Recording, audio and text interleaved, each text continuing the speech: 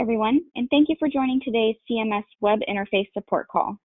During this webinar, CMS will provide an overview of 2020 CMS Web Interface quality reporting for MIPS ACOs, groups, and virtual groups. After the webinar, CMS will take as many questions as time allows. Now, I will turn it over to Lisa Marie to begin. Welcome, everyone, and thank you for joining us today as ACOs, MIPS groups, and virtual groups as you'll prepare to report quality data reporting via the web interface, CMS Web Interface. Again, my name is Lisa Marie Gomez, and I am with CMS, a subject matter expert regarding the web interface. Joining me on the call today are other CMS subject matter experts and contractors who will share helpful information regarding quality data reporting through the CMS Web Interface, and will answer your questions during the question and answer session after today's presentation. Today's call will only focus on the 2020 quality reporting. You can contact the Quality Payment Program Service Center with any of your questions regarding costs, promoting interoperability, improvement activities, MIPS, or other quality reporting questions you may have. And also if you have questions relating to the 2021 performance period. Next slide, please. This is a disclaimer slide about this presentation.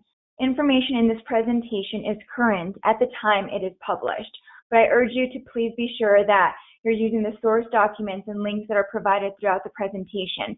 And please stay tuned to any communication from the Quality Payment Program, Shared Savings Program, or the Next Generation ACO models regarding any updated information.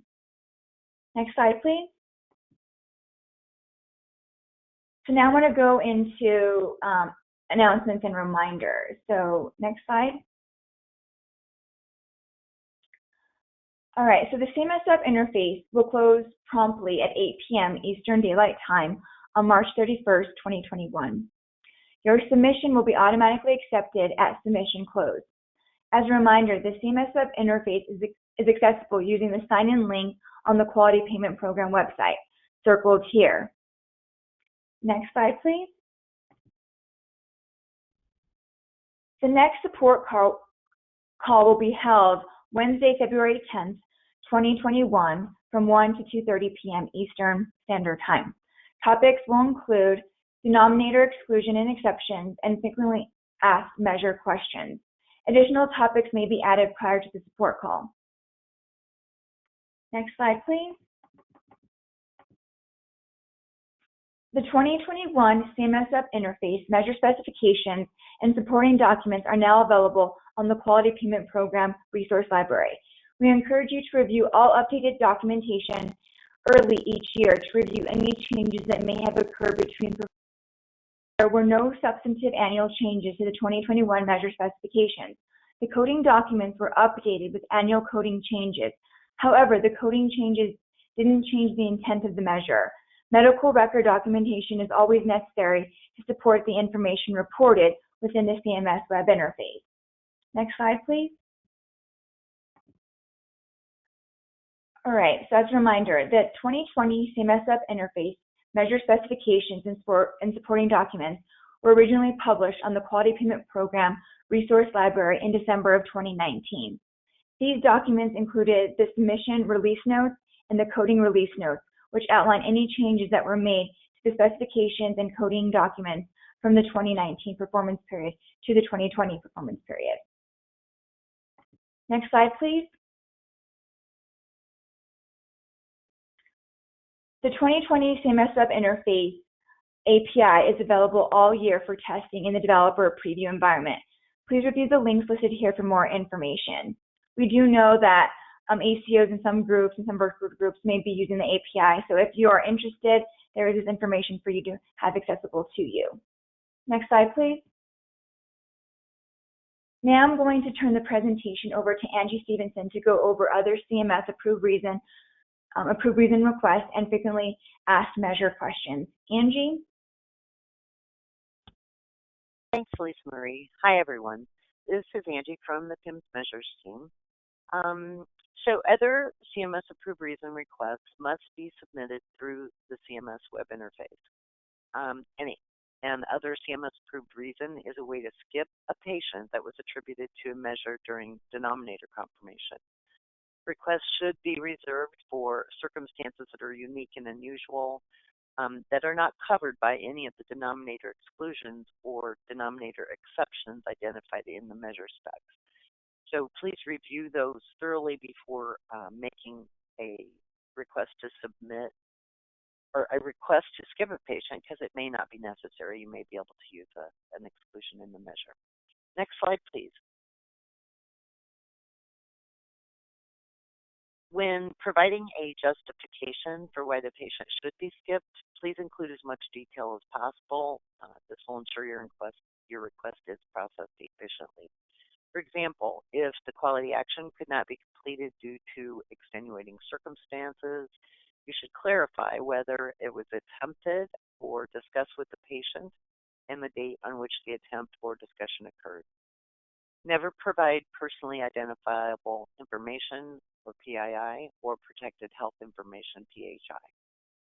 Ensure the email address you enter is that of someone who will be able to respond promptly to inquiries for additional information about your request. CMS will use that email to reach out for further information if necessary. Patients for whom another CMS-approved reason is selected will be skipped, and another patient, if available, must be reported in their place for the measure. CMS will review each submitted request and issue an approval or denial. Once CMS issues a decision, the other CMS-approved reason request cannot be changed. You can find more information on how to submit other CMS-approved reason requests starting on page 49 of the 2020 CMS Web Interface user guide that's available on the QPP resource library. Next slide, please.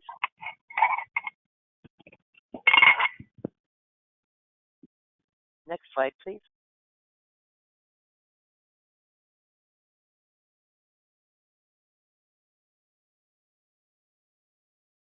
Okay, this slide is regarding the use of telehealth for the CMS Web Interface. For Numerator compliance when reporting using the CMS Web Interface, a telehealth encounter may include medical information obtained over the phone, email, or other electronic communication used to interact with a patient. Telehealth is not limited to billable Medicare telehealth visits. The medical record must reflect the measure information reported within the CMS Web Interface. There is only one 2020 CMS Web Interface measure, which is Prep 13, the statin therapy for the prevention and treatment of cardiovascular disease, that does not allow the quality action to be completed or documented during a telehealth encounter. The 2020 Prep 13 measure specifications contain specific guidance on page 17 indicating that documentation of statin therapy prescribed or being taken during the measurement period can't be performed during a telehealth encounter. Please review the 2020 CMS Web Interface telehealth guidance document for more information. Next slide, please. This slide is regarding the 2020 HTN2 controlling high blood pressure measure. The intent of the measure is to demonstrate a patient's most recent blood pressure is adequately controlled. Patient-reported blood pressures not taken with remote monitoring devices don't meet the intent of the measure. The 2020 HTN measure and the use of telehealth, the blood pressure reading taken either by a clinician or a remote monitoring device, home device, or a device brought by a visiting nurse or caregiver, and conveyed by the patient to their clinician during a telehealth encounter meets the intent of the measure if it's the most recent blood pressure reading documented for the patient during the measurement period. Next slide, please. Some frequently asked questions we've received for HTN. Number one, are blood pressure readings from urgent care acceptable? Yes. Urgent care, or E&M coding, is typically billed as CPT codes 99201 through 99205. They are present in the Encounter Codes tab of the 2020 CMS Web Interface HTN coding document. Therefore, these encounters should be used if it is the most recent blood pressure value documented and it's from an urgent care encounter. Question 2. Are blood pressure readings from inpatient setting or emergency department acceptable? The answer is no. The 2020 HTN measure specification does restrict the use of blood pressure values obtained during an inpatient stay or ED visit. Question 3, what is the definition of overlapping for determining a diagnosis for essential hypertension within the appropriate time frame? A diagnosis of hypertension should be present within the first 6 months of the measurement period or any time prior to the measurement period, but does not end before the start of the measurement period. Next slide, please. This slide is regarding the 2020 PREV-7 Preventative Care and Screening Influenza Immunization Measure. The intent is for patients aged 6 months and older seen for a visit between October 1st and March 31st to receive an influenza immunization or report previous receipt of an influenza immunization. For telehealth for PREV-7, a telehealth encounter where a screening is completed and a patient reports previous receipt of the influenza immunization between August 1st, 2019 and March 31st, 2020 would be acceptable. The influenza immunization itself cannot be administered during the telehealth encounter. Next slide, please. We have some frequently asked questions for PREV-7. Number 1, does there need to be documentation that the patient met denominator exception criteria during the flu season? The medical record should support that the denominator exception occurred during the appropriate time frame, which is August 2019 through March 2020, for the 2020 performance period reporting. Denominator exception documentation must be specific to the flu season being reported. This includes documentation of an egg allergy. A documented history of an egg allergy in the patient's medical record is no longer accepted. This guidance aligns with the measure steward's intent for using the denominator exception medical reason. Next slide, please. Question 2, is it acceptable to report a denominator exception for medical reason if a patient had a visit during the flu season but doesn't receive a flu vaccine due to an active diagnosis of COVID-19? No other office visits were recorded during the flu season after that encounter. The answer is, as long as there is documentation in the patient's medical record during the flu season being measured, again, for 2020 submission, this would be October 1st, 2019 through March 31st, 2020, that the patient didn't receive the influenza immunization because they had COVID-19, then it's acceptable to report a denominator exception due to a medical reason. For this measure, the denominator exceptions may be selected if the reason is clearly documented regarding why the patient didn't receive the immunization. Please refer to the denominator exceptions on page 5 of the measure specification and note that the examples aren't all inclusive. Next slide, please. This slide is regarding the 2020 PREV-12 Preventative Care and Screening for Depression and Follow-Up Plan measure. The following scoring changes will be applied to 2020 PREV-12.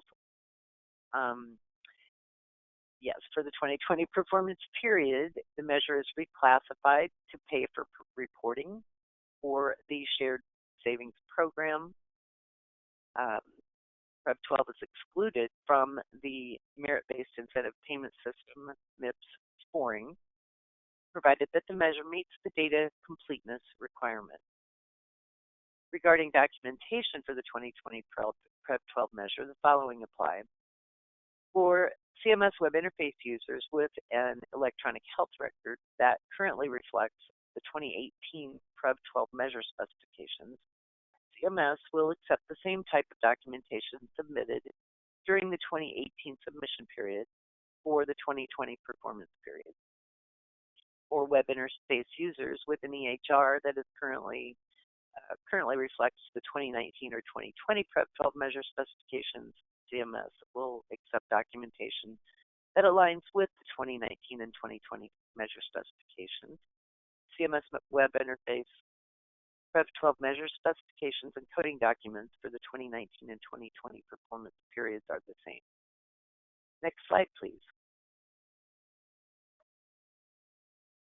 Here are the frequently asked questions we have for Prep 12.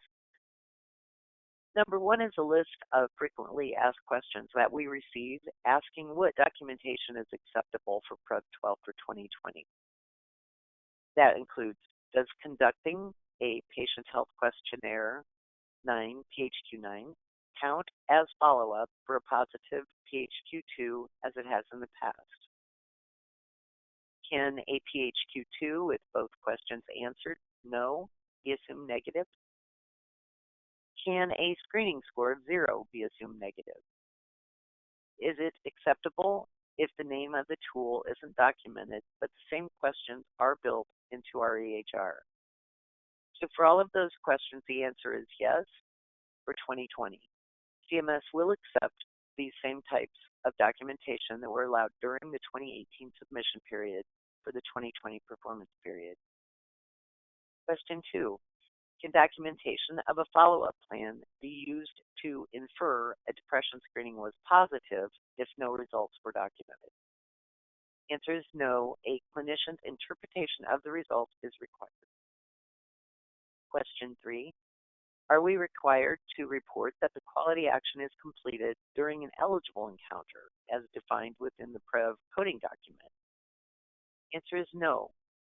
Although a PHQ-9 may have been completed during an eligible encounter as outlined in the coding document, you may report screenings completed during other encounters. You should use the most recent screening that was completed during the measurement period. Next slide, please. Question 4. The 2020 PREV 12 measure specification states that the screening results must be reviewed, verified, and documented by the eligible professional in the medical record on the day of the encounter. How does the measure define an eligible professional? The term eligible professional is used within the CMS Web Interface measure specification, but does not limit the quality action to a particular clinician within your organization. CMS doesn't dictate the internal workflow of a group, virtual group, or ACO. The quality action can be completed by anyone the organization considers qualified. Question 5. Previously, a follow-up plan had to be documented on the date of the positive screen, but the 2020 measure specification states we need to document the follow-up on the date of the eligible encounter. Is that correct? Although the patient may have access to the depression screening tool in advance of the appointment, the depression screening results must be documented on the date of the encounter. The screening should occur during a qualified encounter or up to 14 days prior to the date of qualifying encounter. A follow-up plan can either be documented on the date of the positive screen or during a documented encounter, either telehealth or office visit. Thank you. That concludes the frequently asked questions for today. I'll hand it back to Lisa Marie Gomez at CMS to review resources and support. Great. Next slide, please. Thanks, Angie. So the next few slides, I will outline the available CMS Web Interface resources. Next slide, please. Please note that the 2020 materials providing information on the MIPS Quality Performance category are available on the Quality Payment Program Resource Library. We encourage reviewing these resources if you have questions on quality requirements and measures. We'll continue to communicate any future postings and upcoming support calls. Additionally, the Help and Support page on the QPP website contains links to materials such as videos, webinars, online resources, online courses, as well as other items to help with reporting and development. So here, as you can see, is a list of all the materials that are currently available for your review to help you report successfully for the 2020 performance period. All right, next slide, please. Finally, this slide contains links to resources available for the Shared Savings Program and the Next Generation ACO model.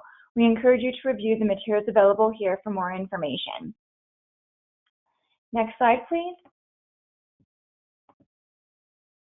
If you need additional assistance, please refer to the contact information listed on this slide. And again, they're specific for groups who will use the Quality Payment Program Service Center. And for those that are participating in the Shared Savings Program, this is the email address for you and also the email address for the Next Generation ACO model. All right, next slide, please. CMS has no-cost resources and organizations to provide help to clinicians who are participating in the Quality Payment Program. To learn more about technical assistance, you can click on the links here on this slide to find out more information. Next slide, please. Now, just before we go into the Q&A portion of this call, if you're interested in providing feedback and collaborating with CMS on the Quality Payment Program, we encourage you to participate in our human-centered design efforts.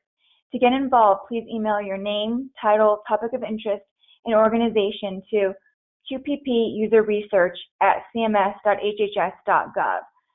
All information and feedback that you have is always useful and helpful, which we'll actually consider quite frequently in improving our efforts here at CMS. Now I will turn the presentation over to Haley Burnside to begin the Q&A session. Haley? Great, thank you so much, Lisa Marie. We will now begin the question and answer portion of this webinar. As a reminder, you can submit your questions via the questions tab, and we will read as many aloud as time allows. And you can also raise your hand and we will unmute your line. I will go to the questions we've been receiving in the inbox first. So to start with our first question, please confirm that the following are report-only measures for 2020, MH1, PREV-12, and PREV-13. Hi, this is Lisa Marie. That is correct. Those measures, MH1, PREV-12, and PREV-13, are paid for reporting, in which those measures will not be scored. I just want to note that in order to successfully complete reporting for the web interface, all measures have to be reported. So even for measures that are paid for reporting, you still need to complete the reporting requirements for those measures.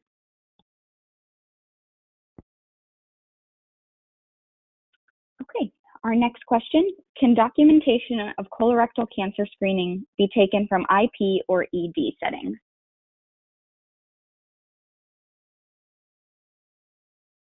Hi, this is Angie from PIMS. The quality action isn't tied to a particular office visit or telehealth encounter the clinician may have with the patient. So if there's medical record documentation to support that the colon cancer screening was completed within the appropriate time frame specified for the type of screen and the results are documented, then performance of the measure is met. Thank you.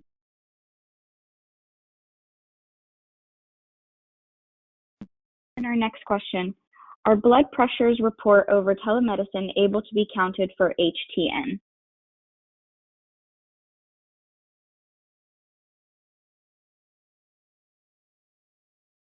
Hi, this is Carol. Can you hear me? Blood pressures, telehealth. Blood pressures for telehealth are acceptable as long as the blood pressure is taken either by a clinician or a remote monitoring device, which is a home device or a device brought by a visiting nurse or caregiver and conveyed by the patient to their clinician. This is acceptable for Numerator compliance as long as it is the most recent blood pressure reading documented for the patient during the measurement period.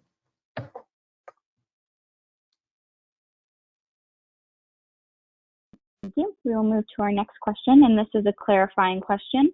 And they're asking, can a statin medication be taken from a telehealth encounter? Hi, this is Katie from the PIMS team. So PREV-13 is the only CMS Web Interface measure that specifically states that the quality action cannot be completed during a telehealth encounter. So in this instance, documentation of statin therapy prescribed or taken during the measurement period cannot be completed during a telehealth encounter. Thank you.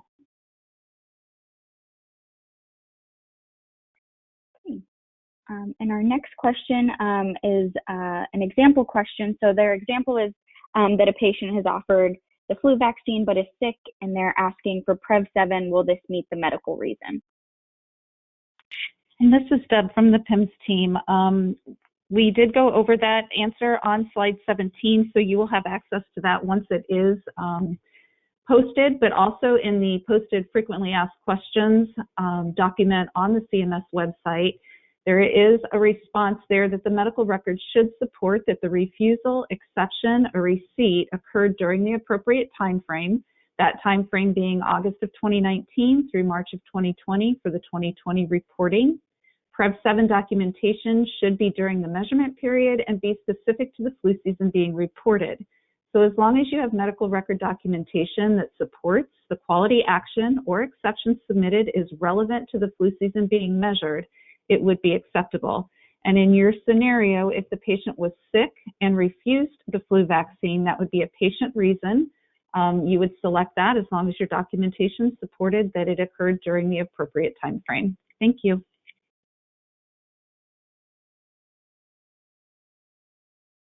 Thank you. And our next question, why does the Prev7 slide say October 1st? Shouldn't it be August 1st? So the flu season begins October 1st. August and September are two of the months that are allowed for previous receipt. So this is not considered during the flu season itself. So your encounter would not occur during that particular time that you've been attributed to that measure. But you can look back for previous receipt of a flu vaccine to August 1st of the flu season. Thank you. And I will move on to our next question. Can a depression screening be done by an RN during a non-billed phone call, for instance, a transition of care or follow-up call, or is there a specific list of acceptable clinician types? Hi, this is Katie from the PIMS team. I'm going to assume this question was related to Prev12. So this particular measure does not limit the quality action to any specific clinician type within your organization. So it can be completed by anyone that your organization deems qualified. Thank you. And our next question, can you re-review the HTN2 telehealth BP capture? If patients use own electronic cuff during a telehealth visit, can that be taken? Yes, that is correct. Can we go back to slide 6, I believe it was? Yes, one moment. I can also review it. I have it up as well, but if we could maybe keep it there, that would be helpful. For 2020, the MIPS quality hypertension 2 measure includes telehealth encounters. Oh, I have the wrong one, so that's incorrect. But anyway, a blood pressure taken by either a clinician or a remote monitoring device, home device, or a device brought by a visiting nurse or caregiver and conveyed by that patient to the clinician is acceptable for Numerator compliance as long as it is the most recent blood pressure reading documented for the patient during the measurement period. So your answer is yes. All right, thank you. And moving on to our next question. When a patient self-reports a flu vaccination, what data is required? Is it enough to say, I received a flu shot this season? So again, that information can be found on page 30 of the FAQ document that has been posted for your reference. Basically, what you need to be able to do is you need to be able to show that your medical record documentation supports that what has occurred during the appropriate flu season. So if your documentation of patient report can be shown to confirm that it happened during the flu season, sometime August 2019 through March 2020 for this particular submission period, it would be acceptable. Thank you. All right, thank you. And our next question, does documentation of PHQ-2 negative count toward the numerator? Hi, this is Katie, and again, I think this is in regard to the measure PREV-12, and the answer is yes. If you screened for depression and it was found to be negative, that means performance is met, and that would be included in the numerator. Thank you. Okay, thank you. And our next question is, if we have a patient in PREV-6 who had a total colectomy but also had a flex sig, do we have to take the exclusion, or are we able to include this patient as passing the measure? Hi, this is Angie from PIMS. You need to take the denominator exclusion. Patients that should be removed from the measure population in the denominator before determining whether the numerator criteria is met. They should be removed prior to determining that. That's what I'm trying to say. If a patient meets the exclusion criteria, then they must be removed from the measure population, and the patient will be replaced with the next consecutive patient sampled for the measure. Thank you. Okay, moving on to our next question. This commenter says, I am confused about the statin measure not being able to use telehealth. If a patient has ASCVD and the patient has a prescription for a statin, why shouldn't that meet the measure? Hi, this is Katie again. So for purposes of meeting performance within the numerator of the CMS Web Interface measures, it's the responsibility of the group, virtual group, or ACO to ensure that they can perform or complete and document all aspects of the quality action within the measure specification. And this may include any part of a quality action that can't be captured during a telehealth encounter. And in this instance, the PREV-13 action cannot be captured during a telehealth encounter. Thank you.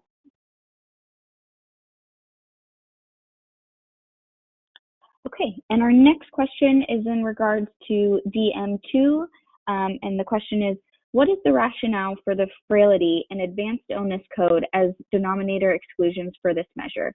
We have been working with our EMR report team to be able to identify the beneficiaries with these denominator exclusions. The document has 106 pages of denominator exclusion codes and makes the data abstraction difficult. What guidance can you provide? And this is Deb from the PIMS team, and unfortunately the best guidance I can provide is that this is a decision that was made by the measure developer for their particular measures through, I'm sure they go through their medical tests and such. It is their expectation that a patient that meets that denominator exclusion criteria is really not intended to be in the measure and measured for numerator compliance. Thank you. Thank you.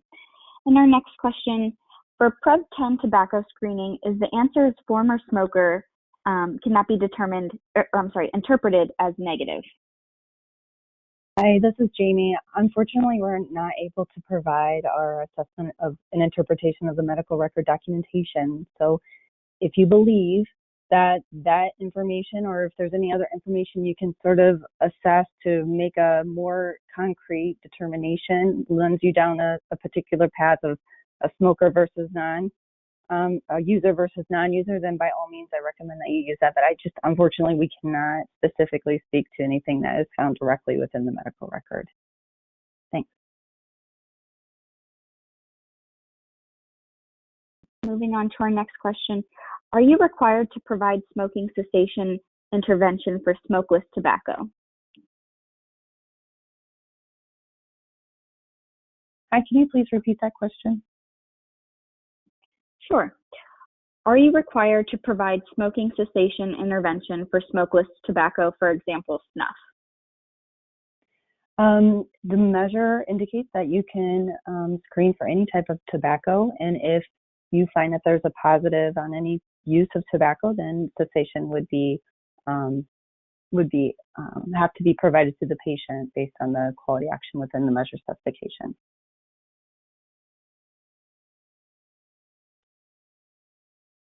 And our next question is PHQ2 with 0 score, would that be considered a negative?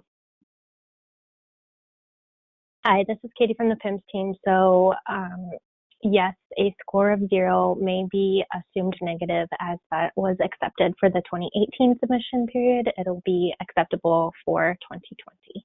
Thank you.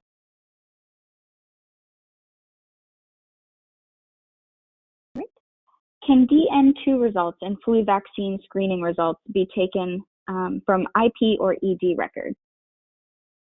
And this is Deb from the PIMS team. Neither of those measures, the flu vaccine, so PREV7 or DN2, the hemoglobin A1C measure, require that you look for a particular setting for that information. So as long as your medical record documentation supports the Numerator quality action, you are able to use that. Thank you.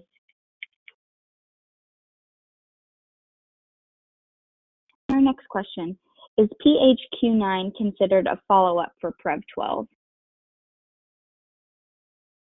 Hi, this is Katie. So this is another instance where this was acceptable for 2018. So if a PHQ9 is used as follow-up for a positive depression screen, that would be considered appropriate for the 2020 submission period. Thank you.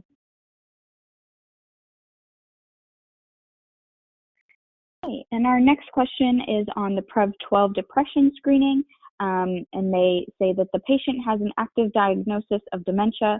Would this be considered an exclusion or exception because it is affecting the patient's functional capacity?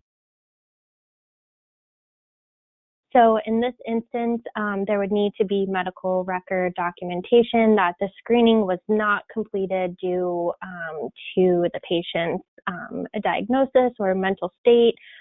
There would just need to be some sort of medical record documentation linking why the screening was not performed to whatever is going on with the patient. Thank you. Okay, and our next question, for PREV7, if a patient is deceased at the end of 2020 but received the flu shot in the 2020 reporting time, should that patient be skipped due to being deceased or included since they did receive the vaccine in the correct time period? And this is Deb from the PIMS team. That patient should be skipped at a patient confirmation level. So if a patient is deceased during the measurement period, you should be skipping them at the measure confirmation level, which would remove them from any of the measures they may have been attributed. Thank you.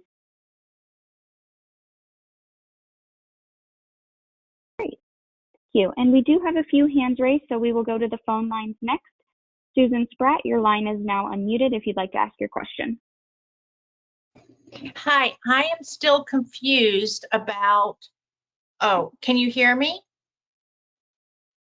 Yes, we can hear you. Okay, I'm still confused about the statin measure. And, let's say someone has ASCVD and the prescription is refilled. And so they're on a statin. Why should it not matter? Why should it matter whether it was done in a telehealth versus an in-person visit? I don't understand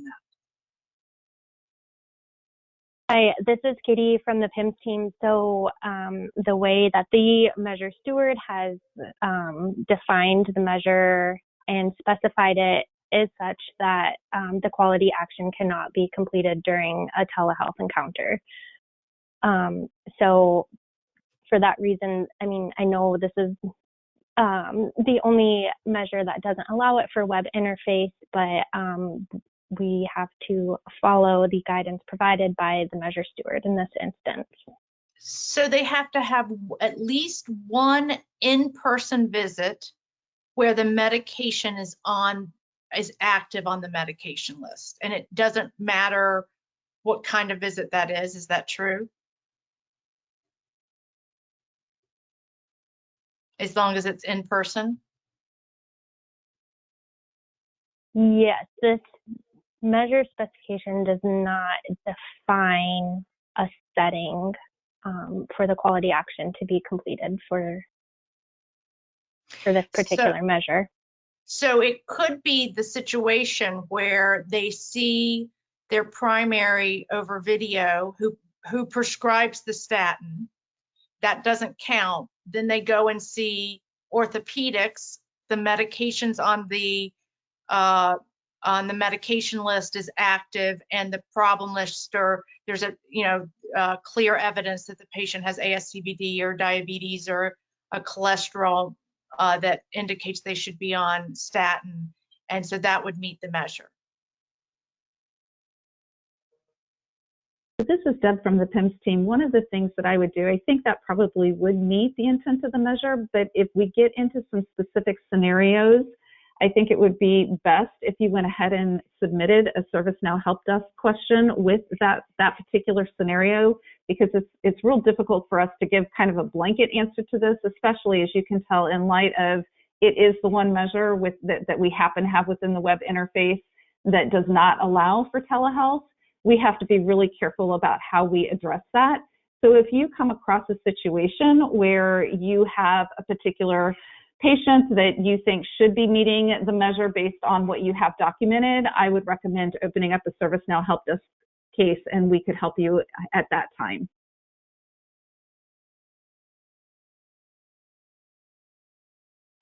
We will move on now to Tina Bernstein. Tina, your line is now unmuted.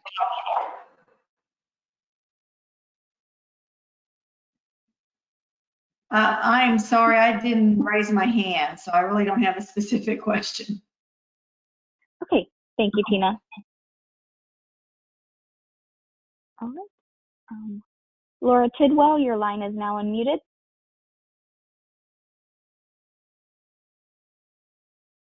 And Laura, you might be self-muted right now.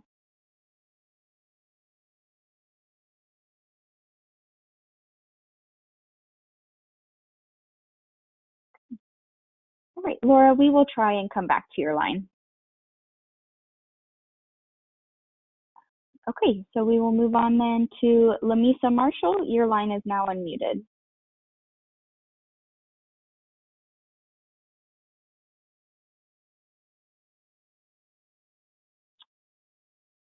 Okay, Lamisa, we will come back to you as well. And Mauricia Smith, your line is now unmuted. Thank you. Can you hear me? Yes, we can hear you. Awesome. Perfect. So I'm sure this was shared earlier, but I just want to make sure, is the deck going to be shared, that's being shared right now at the conclusion of the call? Yes. So once we conclude the call, and we will be posting, and we'll actually send a listserv message to all web interface users letting you know when the slide deck is posted, as well as a transcript. So you will have access to the materials from today's webinar, and we'll let you know when they're available. That would be awesome. And if I could just ask a follow-up question on the PREV 12 for dementia. What sort of medical documentation would need to be provided if the provider is wanting to exclude the patient from PREV 12 and they're citing dementia as the reason? So this is Katie from the PIMS team. So it would potentially fall under a denominator exception rather than an exclusion. However, there would need to be clear documentation that the patient was not screened for depression due to their cognitive capacity or functional capacity, something along those lines, just to ensure that link is there between it's not performing the quality action and the reason why it was not performed. Does that help clarify? Yes, it does. It does. So it sounds like if they have dementia listed as a diagnosed problem, it could then be an exception, not an exclusion, if I heard you correctly. So just that alone would not necessarily be enough. Like just having the diagnosis would not be enough to claim the patient as a denominator exception. Your medical record would need to elaborate, I suppose, that the patient was not screened for depression due to their functional capacity or cognitive capacity. So it has to draw that link why the quality action wasn't performed to their diagnosis or to their functional or cognitive capacity, rather than just pointing simply to a diagnosis. Perfect. Thank you so much.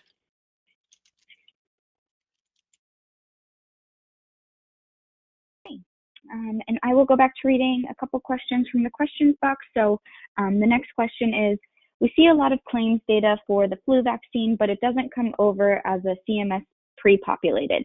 Is there a reason why CMS doesn't capture all of the flu claims we see in their pre-population?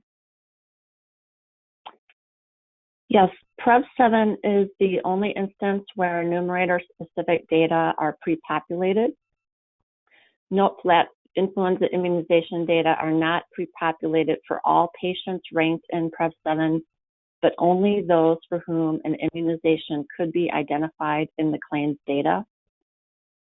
If the immunization data are not pre-populated, the ACO or group should refer to the patient's medical record to determine if an immunization was administered in accordance with the measure specs and should document their findings in the CMS Web Interface. Thank you. Okay, and our next question, can documentation of breast cancer screening be taken from IP or ED settings? Hi, this is Angie from DIM. The setting for the breast cancer screening or documentation of it is not limited to a particular setting. Thank you.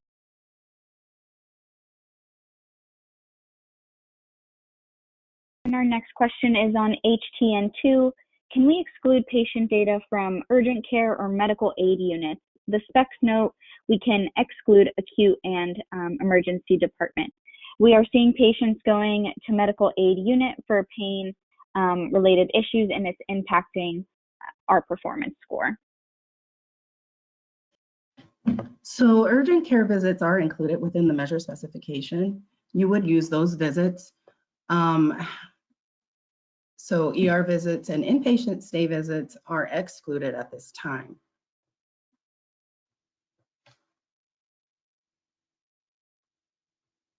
Thank you. And our next question, why do I have patients in my audit list for depression remission that don't have a qualifying diagnosis of major depression during the denominator identification period? Hi, this is Kristen from RTI, and patients included in the depression remission at 12 months measure sample were identified to have a diagnosis of major depression or dysthymia during the denominator identification period using the available Medicare claims data, and that was based on the diagnosis codes available in claims from the measure specification.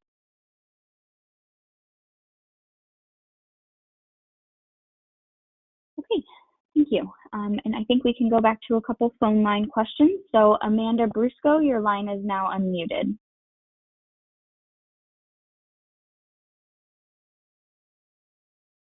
Hi, thank you. Can you hear me? Yes, we can hear you. Awesome.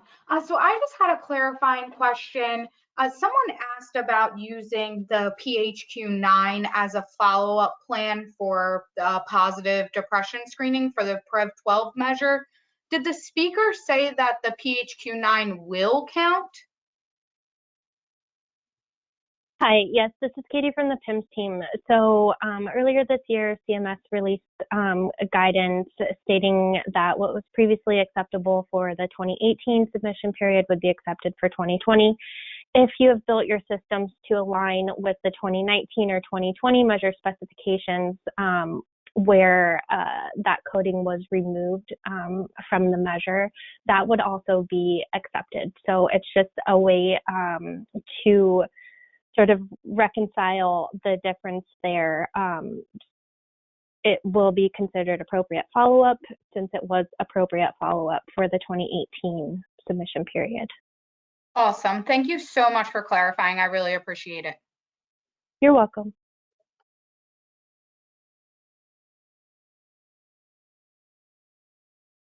Okay. And Tina Howard, your line is now unmuted.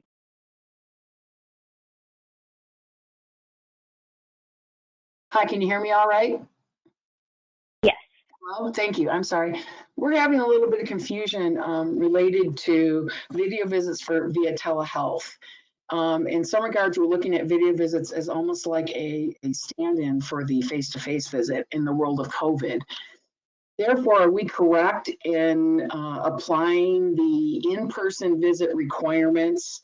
Can we correctly apply those to the video visit, or do you consider a video visit like a telehealth, which to me is over the telephone? There's no visual site for either the patient or the caregiver. So are we correct in assuming that video visits are comparable to a face-to-face in this world of COVID?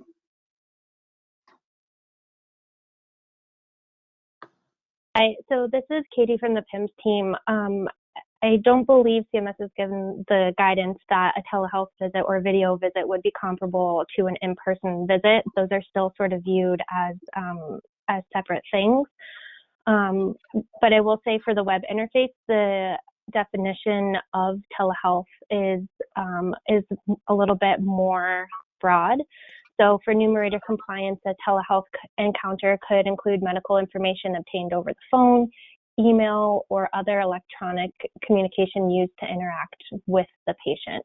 So if the quality action of the measure is captured during a telehealth encounter, the medical record documentation would be required to support what's reported there.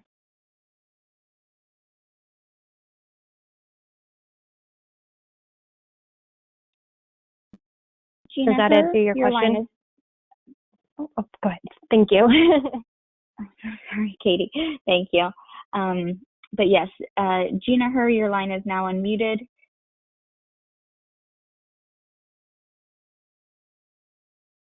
Gina, you may be on self-mute.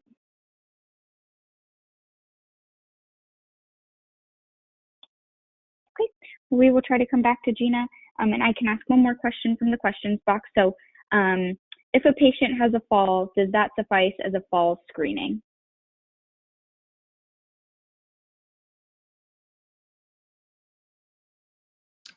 Yes, any history of fall screening during the measurement period is acceptable as meeting the intent of the measure, other than as a consequence of sudden onset of paralysis, epileptic seizure, or an overwhelming external force.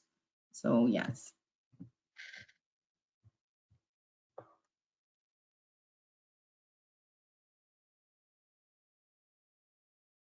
Great, we will move to our next phone line question. So Shannon Kane, your line is now unmuted.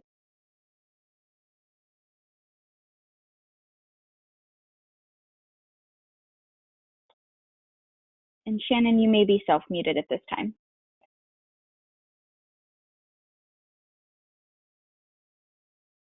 Okay.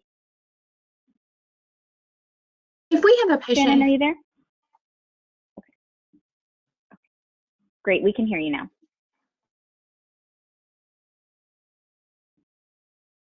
Oh, I think we might have lost Shannon, so we will move to the next attendee. So Melissa Riley, your line is now unmuted.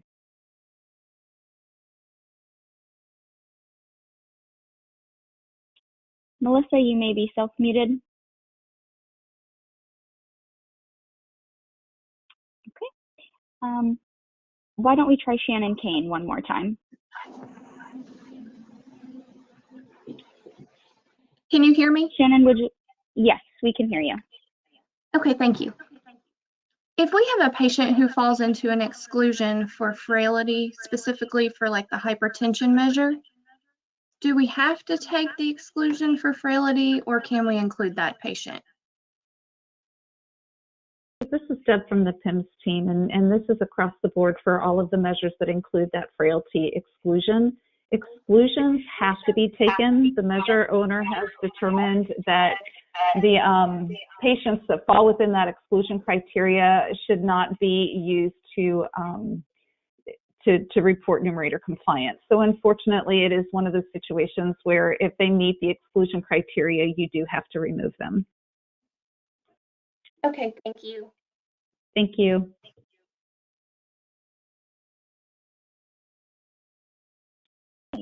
And our next question I'll take from the questions box. So the question is for MH1 depression remission at 12 months. If this measure is skipped due to there being no diagnosis or no PHQ-9 during the index period, does this mean the ACO does not get credit for reporting this measure?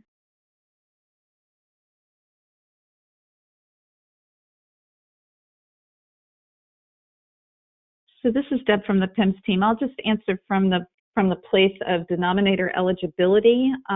If the patient does not meet the denominator eligibility criteria, which is that diagnosis of major depression and a PHQ-9 score of greater than 9 during a specific time period, then that patient would be skipped and replaced with the next available patient.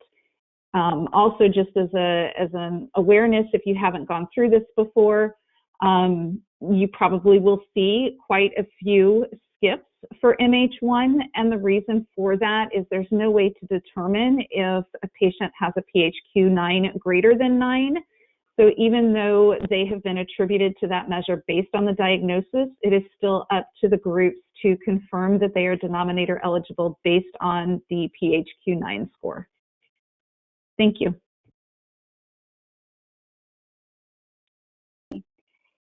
And our next question, for telehealth BPs, the remote monitoring device, the automated electronic transmission of BP values and dates has been accepted, but an electronic BP device will that be accepted as well? Does this need to be communicated visually or just verbally?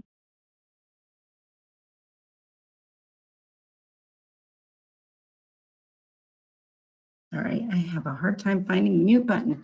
Anyway, this is Carol. So the measure specification allows for flexibility in your workflow and your interactions with your patients, or the interactions between the patient and the clinician who are using remote monitoring devices. Therefore, how you obtain that information, there's some flexibility in that, and CMS doesn't provide that type of guidance on the specific workflow other than it's acceptable for Numerator compliance to obtain the blood pressure during a telehealth visit. So your medical record would need to have the documentation to support the quality action that was actually performed or receipt of the blood pressure. Thank you.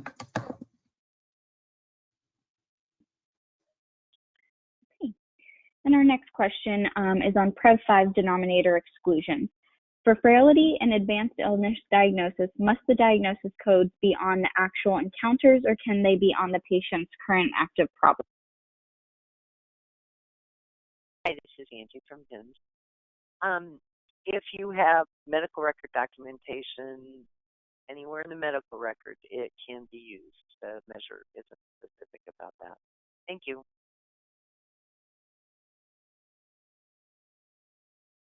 All right, we will go ahead and move to a phone line question. So Carol Burkowski, your line is now unmuted. Hi, thank you for taking my question. Sorry about that, Carol. Your line was a little fuzzy, so we will come back to you. I'll move on to our next attendee, Lynette Harden. Lynette, your line is now unmuted. Hi, can you hear me? Yes. Okay. Regarding the DM2 measure for diabetes, on the web interface template, like the first question for the measure is, does the patient have documented history or active diagnosis of diabetes during the measurement period or the year prior measurement period? If the patient did not have an encounter, how do I answer that question? As not confirmed diagnosis or denominator exclusion? So this is Deb. From the measure perspective, as you're answering those questions, you would want to, if you can't confirm diagnosis of diabetes, then that's how you would want to respond to that you're unable to confirm. I do know that as patients were sampled, they were sampled based on that diagnosis. So, the diagnosis could and probably is somewhere, but if you're not able to find it and confirm it within your medical records, then you would want to not confirm. Does that make sense? I have the active diagnosis, but they had no encounters during the measurement period. Okay, if you have an active diagnosis, and I'll let, you might get some other information from someone else on the call as far as how that patient was attributed, if they were attributed to you based on an encounter, or to the ACO or to the group practice, but you can't select, you really should be submitting based on the hemoglobin A1C. Once you can confirm the diagnosis, we don't ask you to confirm the encounter. But I don't know if there's someone else on the call that would like to fill in some of the information from the sampling perspective. Yeah, this is Kristen from RTI, and for the diabetes measure, patients that were included in the sample were identified to have had an encounter during the time frame and the diagnosis of diabetes as well, based on available claims data. So I think with both of those pieces of information, since you've been able to confirm the diagnosis of diabetes, then you would want to go ahead and determine whether or not the hemoglobin A1C is in control.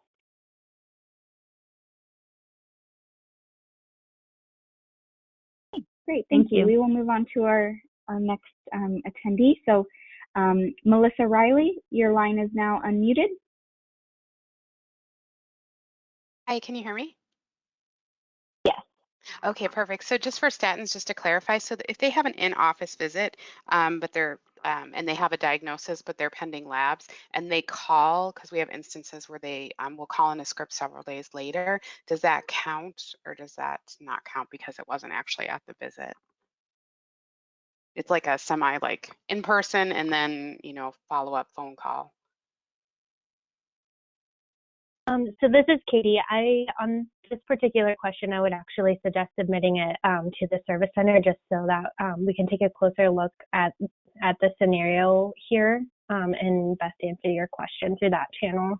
Okay. All right. Thank you. Thank you.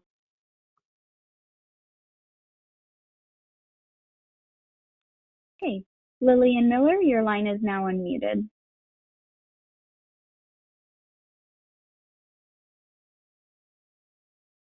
And Lillian, you may be self-muted.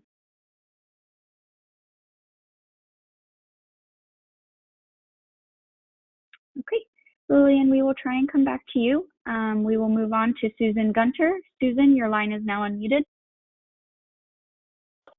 Hi, this is Susan Gunter. Most of my questions have already been answered since I raised my hand, but I did want to get some clarification on the difference between in the measure guidance, it says one claim / encounter, patient 66 years of age and older with at least one claim / encounter. So you have inpatient encounter. What exactly, can you clarify the difference between those? And is there specifically, you have to have a claim, like somebody had asked that if they had to have it in the problem list or coded? So if it's on the claim, then it would have to be coded, and then or encounter. Can someone just clarify to make sure that we understand that we're seeing that as a whole picture and not two separate things? Hi, this is Angie from PIMS. The measure specifications have a slash, so I believe that means it's kind of interchangeable. You could have a claim or an encounter. I mean, if you have a claim with a code on it, then you're going to have an encounter. So they're kind of the same thing. But if you have documentation, either way, I think that counts for the exclusion. Does that answer your question at all, or? Yeah, that helps. I appreciate that. Yeah, it was still a little fuzzy, but with all the other answers that went along with the frailty questions, I think we're good. Thank you so much. You're welcome. Okay, I will go ahead and read a question from the questions box. And this is, when will the proposed change for ACO scoring to be the better of 2019 or 2020 be determined? Currently, it will be the better of the mean ACO scores or better of own ACO score. This is Fiona from the Shared Savings Program. For performance year 2020, the EUC policy is you will either be assigned the ACO mean or you will get the higher of. What you're referencing was a comment solicitation that we had in the 2021 physician fee schedule, and nothing was finalized, and we're going with our current policy that has been in place for several years, which will be the mean ACO score or the higher of the mean and the ACO zone quality score.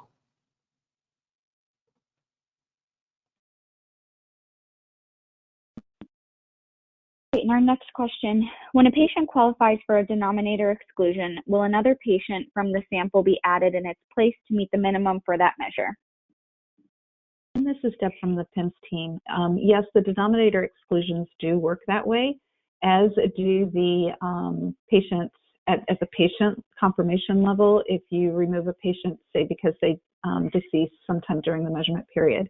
And one of the places you can see that, if you want to see it, is within the measure calculation flow within the posted measure specification. And each of those measures that have exclusions would have that information. Thank you.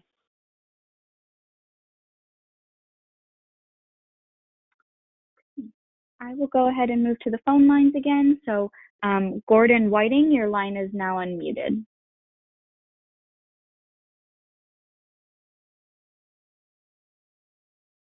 And I work with Gordon Whiting. It might be me that, my name is Alicia. I work with Gordon Whiting with UT Health, so it might be me. Okay, yes, we can hear you. Okay, my apologies. So this regards to the A1C. So if a patient reports during a telephone visit or face-to-face, they received it at their specialty clinic, as long as it's documented in the progress note for the provider, will that meet the measure, or do we need the actual result itself? This is Deb. You will actually need the results because you have to be able to include the results within the web interface tool, as that is the only way for you to determine whether or not the patient's A1C is under control or not.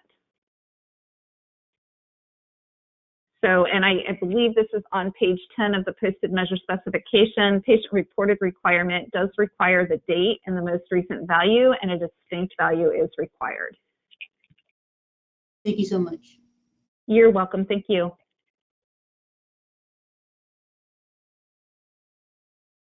Okay. And Rochelle Hart, your line is now unmuted.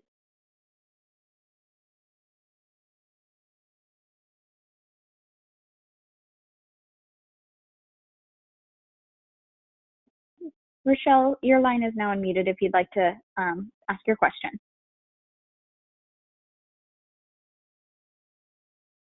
Okay, we'll try to come back to Rochelle. So next we have Kiona Moy. Kiona, your line is now unmuted. Hi, I was wondering what we do with patients who we find that are not part of that don't meet the age requirement of the measure. Like we find a 45-year-old in our colorectal cancer screening ranking. Hi, this is Tim. I'm sorry. Were you referring to, you were saying the breast cancer screening measure if you find patients that are not the correct age in your sample? Yeah, Oh, and I'm sorry if I interrupted someone else. They can step in, but if the birth date is incorrect on the patient, you can correct that within the web interface. And then if the patient falls outside of the measure limitations for the measure, then it will be replaced with the next available patient. Does that answer your question? yeah, so in the first column, is the patient qualified for this measure, or how do I document that in the CMS template? So this is Deb, and just to kind of further clarify what Angie was saying, I think the thing is if they are not qualified because the birth date is wrong, the only way, you're not going to say that they're not qualified, you actually need to change the demographics so that the web interface will automatically skip them and replace them with somebody of the correct age. So the ages are all correct based on the date of birth for each of the measures. So if you're finding that it's not correct, it's more than likely due to the fact that the documented date of birth is incorrect, and the way to get rid of them or to remove them from that particular measure basically is to correct that date of birth. And that's something on the measures team, we don't know how you can correct that date of birth, but I do believe there should be somebody on this call that might be able to help you. And if not, that would be a question you may want to submit through the ServiceNow. help desk, and they would be able to tell you how to change that date of birth within the web interface tool. Hi, this is Laura Hassey from the Web Interface product team. I've answered this question a couple of times through the chat. If you will go to page 25 in the CMS Web Interface User Guide, you can see the instructions on how to change the date of birth.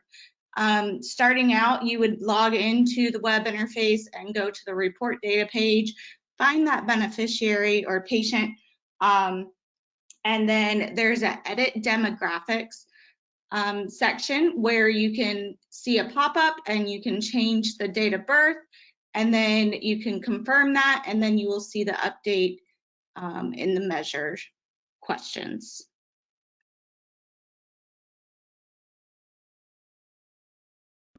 Great, thank you. And we have one more phone line question. So Ursula Zettelmoyer, your line is now unmuted.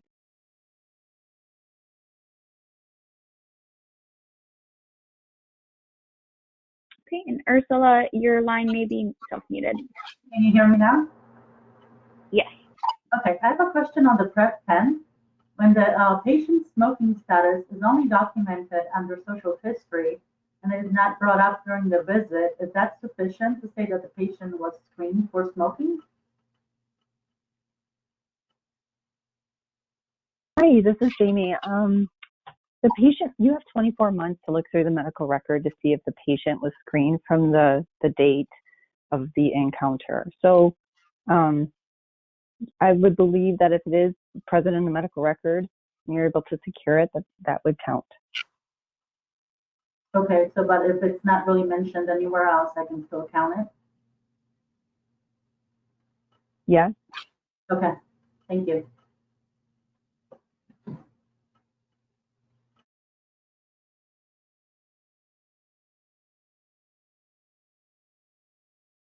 All right, and Rochelle Hart, your line is now unmuted.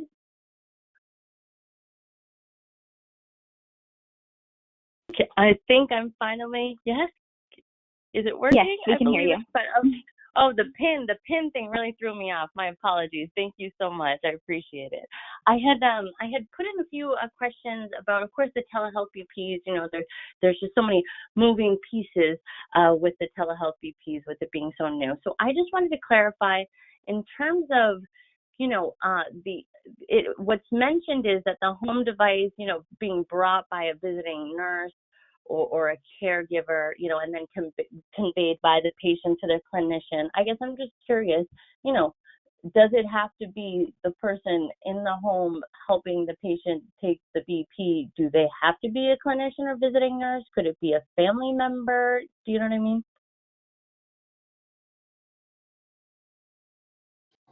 Hi, yes.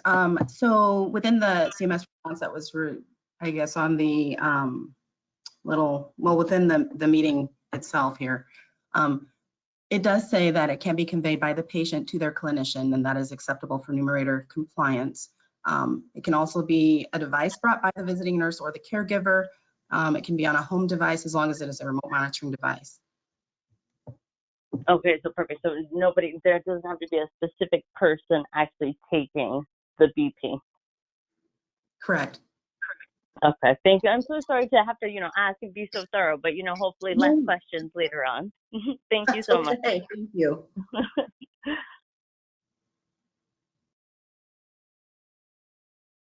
Great, and Karen Cooper, your line is now unmuted. Yes, ma'am. Thank you for taking my question. I primarily, with the ACO I work with, am tasked with the mental health 1 measure. And just in hearing some of the discussion, I heard that the PREV 12, I believe it is, there is some degree of exception if there is dementia mentioned. But in my reading of the mental health 1, the guidance paperwork that I've printed off, there isn't any mention of that, and I've checked the exclusion codes, but I do not see that an exception for dementia is mentioned here either. So I just wanted to get clarification on that. Hi, this is Katie from the PIMS team. So I do want to clarify. So the two different measures are structured a little bit differently. For MH1, which is the depression remission at 12 months, there are only denominator exclusions available for very specific diagnosis, and then also one for patients who are permanent nursing home residents. So in that instance, you can only use the exclusions that are listed, and there are no denominator exceptions. For PREV 12, oh, did you have a question? I was just going to say thank you. I'm sorry. Okay, that's okay. So PREV 12 is structured a little bit differently. It does have the denominator exclusions for patients who are pregnant, breastfeeding, and then one additional diagnosis there. And then there also, excuse me, I am on the wrong measure specification. There are denominator, okay, so I misspoke. For PREV 12, the denominator exclusions are diagnosis for depression or a diagnosis of bipolar disorder. For denominator exceptions, dementia is not specifically listed. In this case, in order to claim a denominator exception, you would need to have medical record documentation that the patient was not screened for depression due to their cognitive capacity or functional capacity, something along those lines. So dementia isn't specifically listed as an exception there. There would need to be documentation as to why the screening was not completed for the patient due to one of the exception reasons listed. But that is specifically for PREV 12. Yes, for PREV 12. And MH1 dementia is not an applicable exclusion. This is Deb from the PIMS team. I'm not sure if this will help understand why these differences, but when you're screening for depression in PREV 12, a diagnosis of dementia or Alzheimer's, quite often they want to treat those patients for depression, especially in the early stages. So it's not an automatic exclusion or exception. You're not going to remove that patient. You are going to screen them until they get to a place within the disease progression that they can no longer be screened because they can't answer the questions. Whereas with the depression remission measure, if you have a patient with dementia and they have major depression and they have a PHQ-9 score greater than 9, then they're denominator eligible, and it's anticipated you're still working on achieving remission with them. Whereas there are quite a few times where you're going to have maybe a diagnosis of major depression and dementia, but they're unable to complete a PHQ-9. So you're not going to meet that denominator requirement of the measure, and therefore the patient will be skipped, not because of their diagnosis of dementia, but because they weren't able to take the PHQ-9. So hopefully that kind of helps understand why there's that difference between the two measures and why that PHQ-9 and the diagnosis of dementia may be treated a little bit different.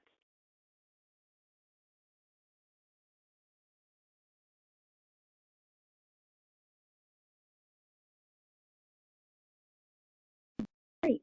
And I know we only have a few more minutes left in the session, so just as a quick reminder, if there are any additional questions, to please submit them through the questions box or raise your hand and we will unmute your line.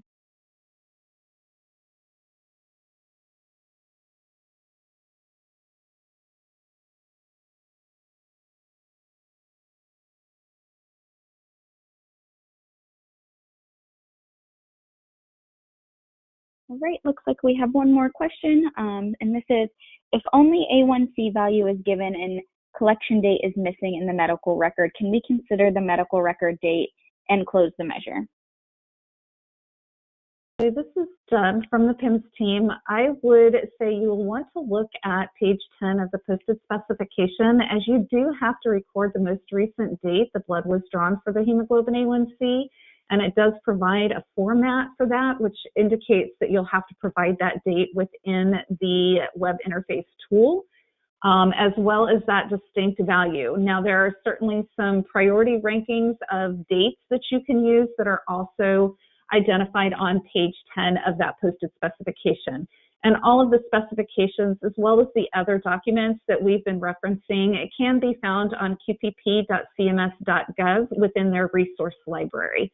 But that should be able to help you out. If you have further questions about that, it may be that you have some specific scenarios or details you want to open up a ServiceNow help desk question for, but if not, I believe you should be able to find your information from page 10 of that specification. Thank you.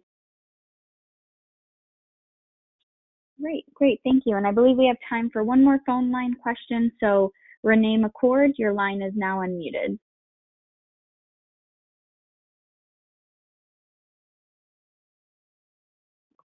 And Renee, you may be self-muted.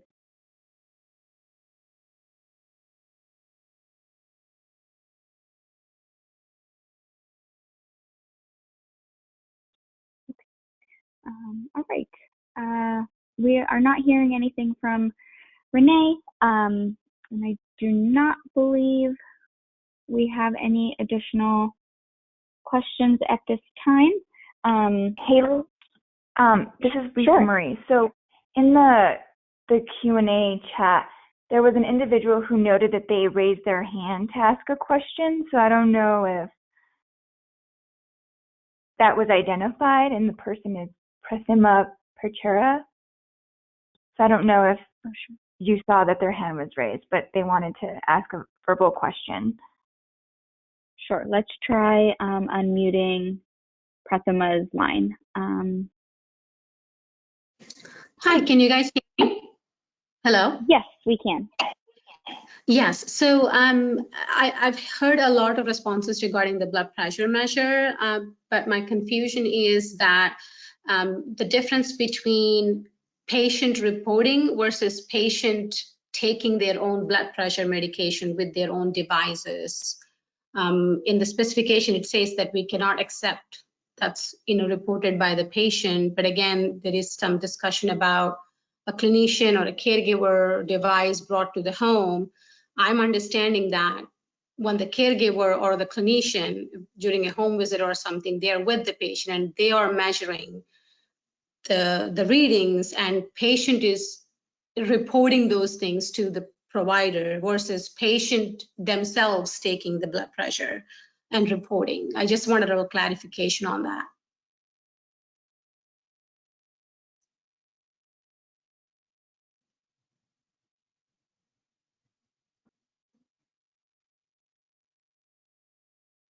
Hello?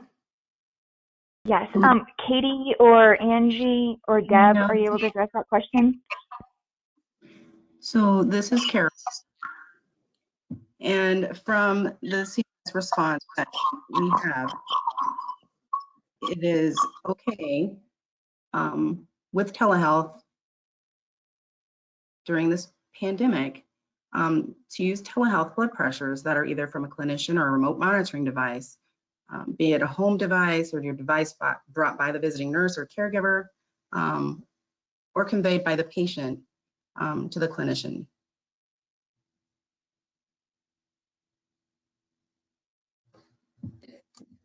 So what I'm hearing is that the patient can also use their own device and they can take their blood pressure and report to the provider, and that's accepted. Yes. Thank you.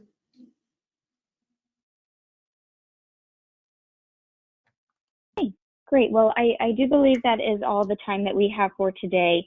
I just do want to note that these support calls will continue every other Wednesday at 1 p.m. Eastern Time through March 24th, and I will now turn it over to Lisa Marie to close the call.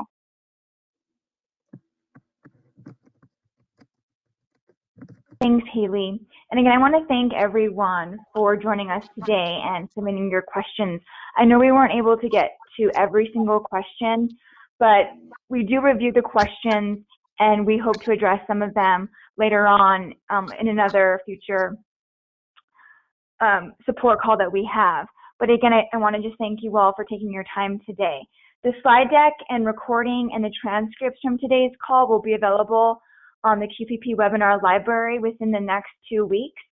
And as I noted earlier, we will send a listserv out to all Web Interface users, letting you know when those resources are available. As a reminder, our next support call is scheduled for Wednesday, February 10th from 1 to 2:30 p.m. Eastern Standard Time, during which we will cover denominator exclusions and exceptions, including frailty and advanced illness denominator exclusions, and frequently asked measure questions regarding PREV 5, PREV, and PREV 6. We hope you all will join us, and again, thank you, and we hope you have a wonderful day. Thanks, everyone.